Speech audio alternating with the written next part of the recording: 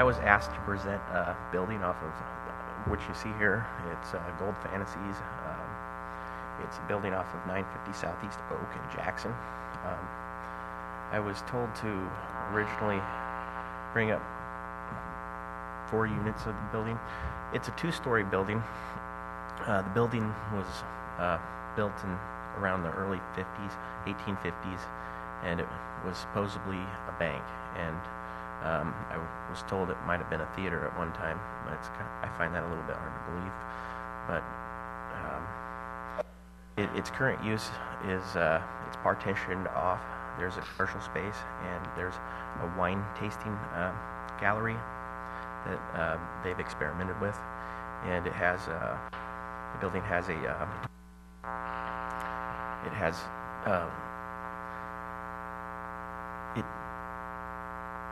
it's really big, and it's got an office space and lots of tall walls. And anyways, this is my how do you go back? This is my proposed layout. I have a 2-bedroom, a 1-bedroom, and there's about 1,300 square feet, and in the 2-bedroom and 1,100 in the 1. And when I originally made this plan, I made the plan to have about 1,150, maybe 1,200 tops for the 2-bedroom, and around 1,100 to 900 for the 1-bedroom. But as this is my first time doing anything like this, I had a little problem. And on this 2-bedroom building, I put a little bit bigger of a kitchen with a rounded like countertop and an instant Gen Air stove with which looks like I forgot to put the oven in here.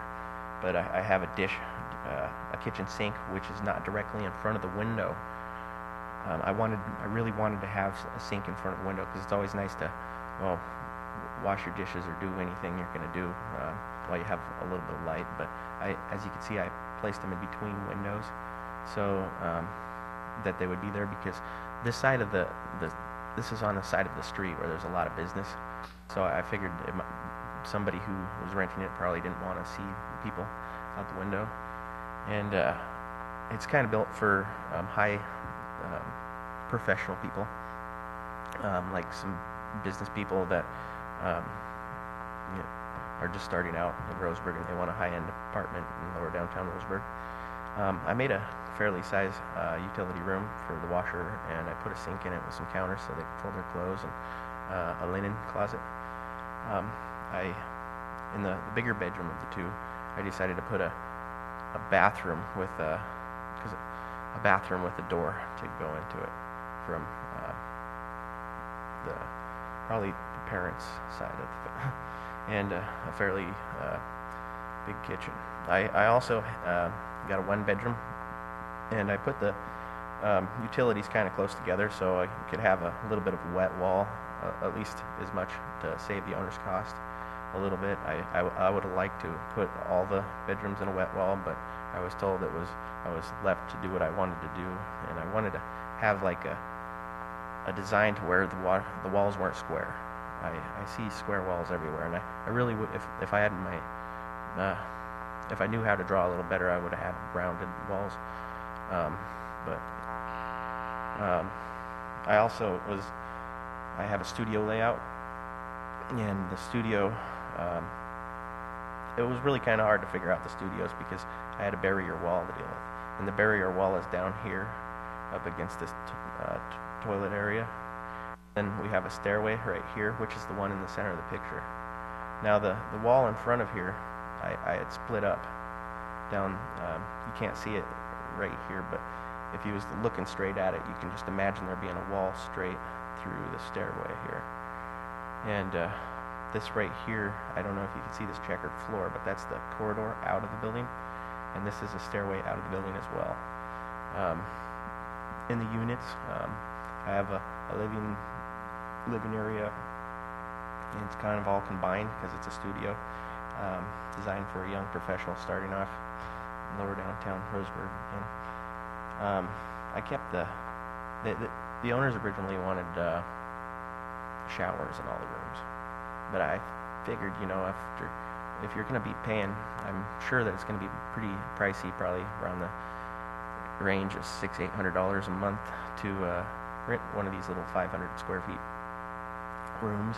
I figured that you might want to have a full bathtub because some people, they just like to relax. I put a kitchen.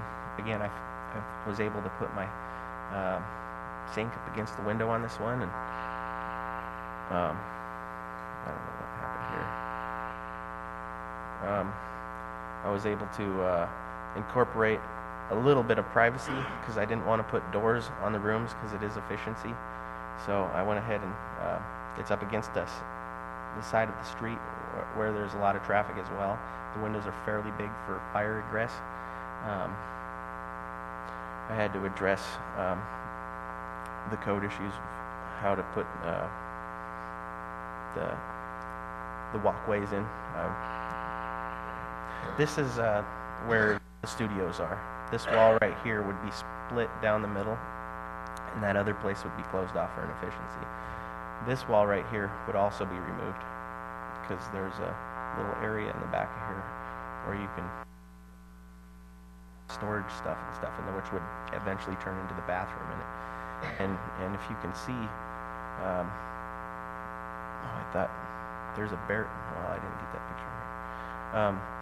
This is the far end of the wall where the two-bedroom is, and you can see all these windows here. They're fairly big, and it kind of gives it a nice feel.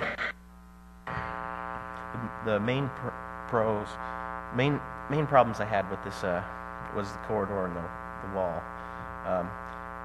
The corridor, the original corridor, really worked well for me because it was kind of centrally located where the doors would come together, and you can any type of moving in for people doing their furniture moving and stuff like that.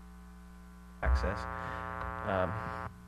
The barrier wall was the biggest setback and complication I had because I really wanted to make the studios just a little bit bigger than what they are.